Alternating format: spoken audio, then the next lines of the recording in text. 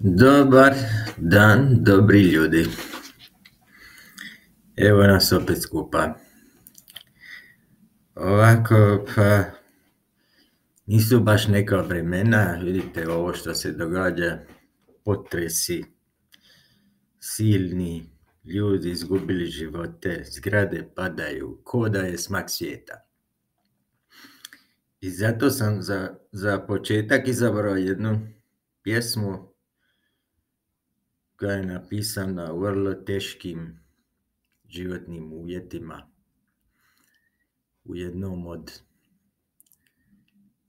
padova i uzdizanja u nečijem životu. Zove se Kad te napuste svi. Kad napustete svi, čak i oni najbliži, kada na dnu si ti, kad i nada ispari, tada stojiš na ivici, sa životom u šaci ti. Jedna ruka slobodna je, a u drugoj držiš sebe. Sebe ne smiješ ispustiti, jer je onda kraj. S drugom rukom moraš tražiti neku slamčicu za spas. Znaš da šanse su ti male, ako uopće imaš ih. Ne bi li bilo sada lakše samo šaku otvoriti? Pustit život da iscuri i svega se osloboditi. Da konačno mir nastupi, da se slegne prašina, da više te nikad nitko za ništa ne upita. Da mi je, ali nisam ja od toga sazdan. Čak da mi i obe ruke svežeš, iznaći ću put iz ovog pakla. Nije meni to prvi put. Bio sam ja više puta tu. Nije bit koliko puta padneš, bitno je da zadnji put ustaneš.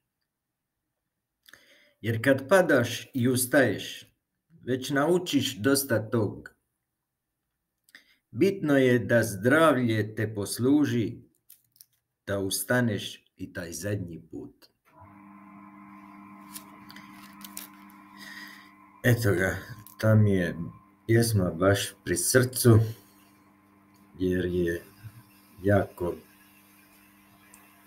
emotivna i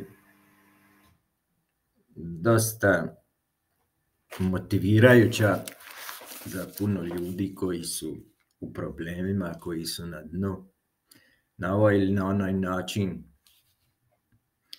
dospjeli u tako nešto i da nikad nije kraj. Nikad piše da je kraj, onda nije kraj. Nikad nije kraj dok je čovjek živ i zdrav. Ajmo dalje. Danas ćemo 3 pjesme pročitati. Samo da vam kažem, ne zaboravite se pretplatiti normalno na moj kanal, da biste mogli uvijek biti obavješteni kad izađe novi video. I normalno ako volite da lajkate, možete i komentirati, možete naručiti pjesmu, kao što sam već prije rekao. I eto, to tako, idemo dalje. Kad ljubav pozvoni. Kad ljubav pozvoni i ti kad je pustiš, tad počne da progoni, ti sve drugo napustiš. Spreman si na sve i na nezamislivo. Ona prevrtljiva je, ona napravit će ti zlo. Kud si ti sve spreman kad stavite u okove? Još ako si neoprezan, bacit ćete među lavove. Sve što imaš će ti uzet, bez imalo srama. U dugove će te gurnut, život će ti preokrenut. I kad vidiš lažno lice, opet vjerovati nećeš. I svi kažu da je to lice ubice i pred tome oči zatvorit ćeš. Uvjerit te nemoguće da prevario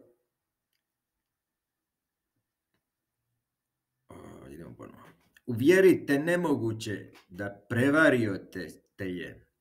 Život ti je pretvorio u najgore sne. Uzeo ti je sve, za vrat stavio dugove i ti opet ne vjeruješ, u tu ljubav još vjeruješ. Što još treba da se desi, da organe povade ti, da završiš i u kesi, a onda više kasno je. Dobro. Evo za danas imamo još jednu.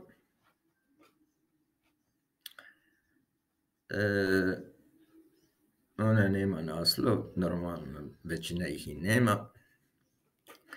Ajmo mi nju pročitat, pa da lagano završavamo. Još jedan put se sjetite ovih ljudi sad koji pate tamo. To mi nikako ne ide iz glave, ovih ljudi koji pate na ovoj velikoj studeni zimi ispod ne znam ni ja koliko kubika betona, željeza. Strašne su to stvari. Ti ljudi umiru od hladnoće, od gladi. Viču, čuju ih, ali ne mogu do njih. Strašna sudbina zatekla je te ljude. I može zateći uvijek svakoga. Zato trebamo svi biti dobri i pametni. I molit Boga da i nas ne zadesi tako nešto. Ajmo mi sa ovom zadnjom pjesmom. Kad izgubiš sebe, kad više ne znaš koliko vrijediš, kako onda vratiti tebe? Kako onda da pobjediš? Koliko samo pokušavam da te uvjerim, da si samo razočaran, da još uvijek si pobjednik. Koliko još i ja ću moći, nema više snage, koliko još treba proći, ovo su nam zadnje nade. Trgni se i ustani iz te mrtve prirode, sam svoju svijest prevari, jer neće biti druge zgode. Daj Sotono odstupi od njega, dovoljno je bilo. U njemu je duh Sina Božjega. Dosta je sad pokvarena silo. Ljube moja, moj živote, otresi se te strahote. U tebi je toliko dobrote, u tebi je duh ljubavi i ljepote. Pogledaj u oči stvarnost, iskoristi Božju pomoć. Otjeraj tu ružnu gadost, baci ga u dubok ponor. Oteo ti je cijelu mladost, zaustavi sada progon. Otjeraj ga Božjom riječi, koju dao ti je prorok. Prorok i Božji sin jedini. Kada utopljen si u potok, da krstiš se ti u vjeri, tada našao si ti svoj otok. Gdje duh sveti dao ti je prvi obrok.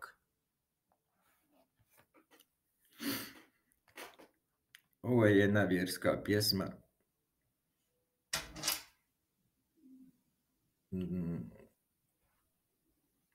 Meni je isto jako draga jer se radi o mojem drugom krštenju. Znači, 2 puta sam se krstio. Jedan put ko sitna beba koja ne zna ništa, a drugi put kao čovjek u vjeri. Što je jako bitno da se čovjek krsti u vjeri. Kad se čovjek krsti u vjeri u Isusa Krista, onda to stvarno nešto znači.